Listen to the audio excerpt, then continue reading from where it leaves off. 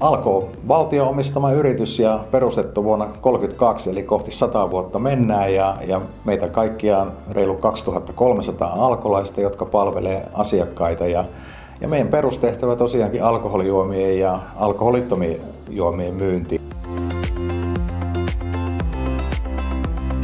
Meillä on nyt jo pitkä kumppanuus keskenämme oltu neljännesvuosisataa yhteistyössä ja siinä on hioutunut nämä toimintatavat hyviksi, mutta se mikä on tärkeintä tietysti, että mehiläinen tuntee alkolaisten työn ja se mikä meidän työssä korostuu, kuormitustekijät ja tuntee meidän henkilöstä, niin se on ykkösjuttu. Sitten tietysti tämmöinen mutkaton yhteistyö, että ollaan yhteydessä matalalla kynnyksellä, se on tärkeä asia. Ja sitten ennaltaehkäisevä toiminta, juuri tämän tiedon jakaminen ja tiedon hyödyntäminen, että osataan sitten tehdä toimenpiteitä, joilla on vaikuttavuutta.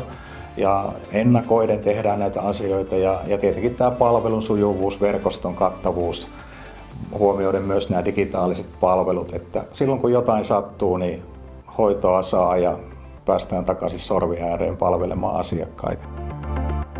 Meidän henkilöstöhän kokee tosi hyvänä mehiläisen palvelua, että NPS taisi viimeisen mittauksen mukaan olla noin 86, eli se on tosi korkea.